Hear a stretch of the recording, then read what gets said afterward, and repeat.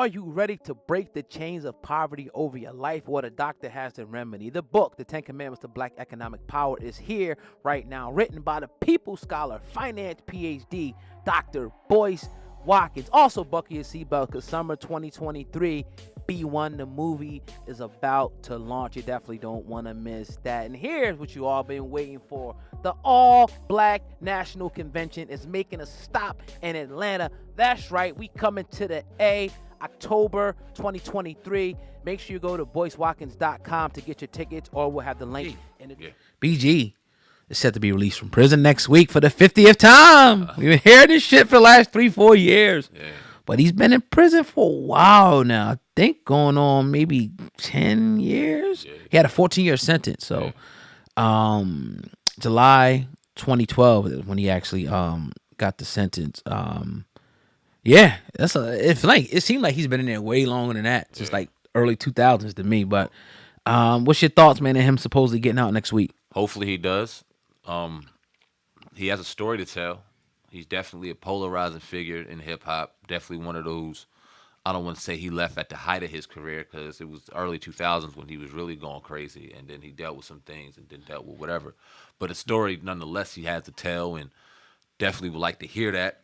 Whether or not music is in the future, it remains to be seen. But I definitely feel like one of these type arenas, where I'm going with it, I'm saying he could probably find some success from in the early run. So all in all, on a personal level, just hope that he comes out and he's rehabilitated on a health level to where he can come out and live a healthier life. Because I believe at the end of the day, in the case, he was railroaded. You know what I'm saying? He was railroaded. Got a lot of time, yeah. You know what I'm saying? He got a lot of extra time that I don't think was justified. But hopefully he can come out and get back to life, man, and enjoy it and still live. And hopefully he's healthy enough to still continue out some time, man, and enjoy this shit. I got a question. It's making me think back to that time and just looking at the Hot Boys, which I admit I didn't like them at first, honestly. I grew on me. Like, some of the songs was dope or whatever, but right.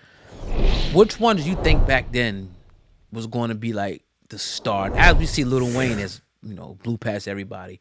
But back then, who would you have guessed would have been like the guy that would be the breakout star at that point in time? Outside of Wayne. Outside of Wayne. It was. Or if you guess Wayne, you could say that too. It was three of them. It was right. And even though I like Turk a lot, I did. But I always kind of like that dark horse in the groups too. I like You God and Wu-Tang. I just kind of like them dark horses. Right. It was Juvenile, BG, and Wayne. Right. Juvenile was on fire. Juvenile was probably the first one that introduced me to the Hot Boys and that I liked. BG took some time to grow on me, but I can't lie and hate.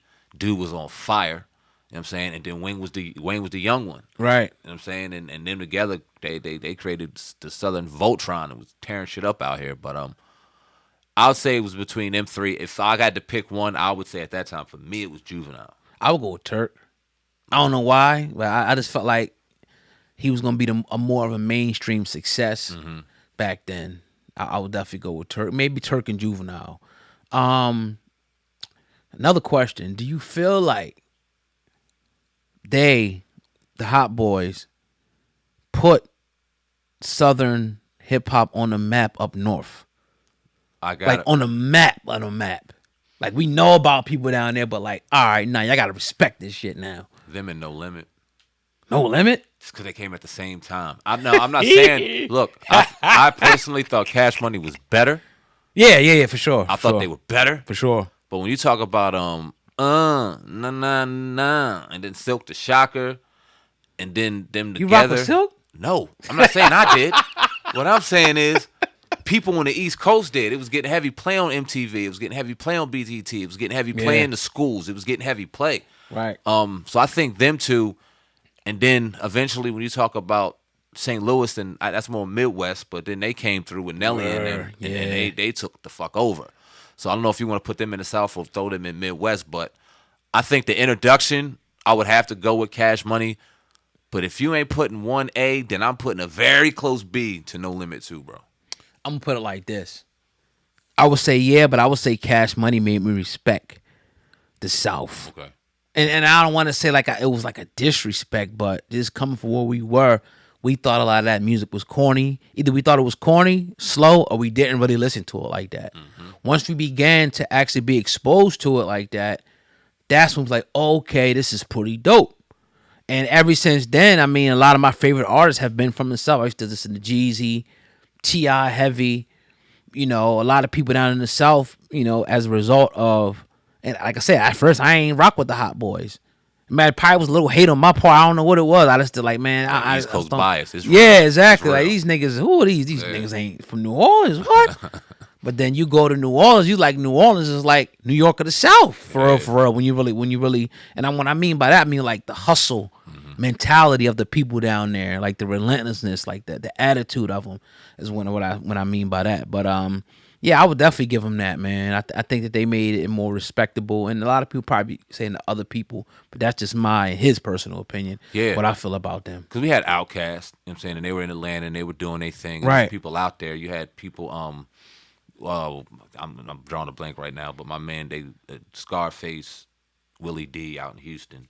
But I ain't really rushed to their group like that. But I'll be honest. Yeah, exactly. I was on Busta Rhymes and Biggie and all them out there. Right. You know what I'm saying, out here. But you know who really took the game over for me? Because they introduced us, but then when Atlanta with Lil Jon and the East Side Boys and Bone Crusher and who was them niggas that said, if you don't give a damn, we don't give a fuck. Hey, I forgot who the group did that, but then man, when they came through, I was like, shit. Them Franchise Boys. Yeah, man. Man, they had the clubs on lock, and that was at the perfect time for us. So, yeah, when they came through, and they took the fuck over, man. It was just a wave of different type of cities and flows, and once we got used to it, it was still that East Coast bias, but the real music listeners and appreciators and enthusiasts, they took on. You had to lean and bop with it at the moment. You know what I mean? At the minute, lean with it. You had to. Had to. They took over, man. But I'm glad they did. Yeah. Because at the end of the day, I think hip hop needed that. Mm-hmm. You know, that same monotonous boom bap.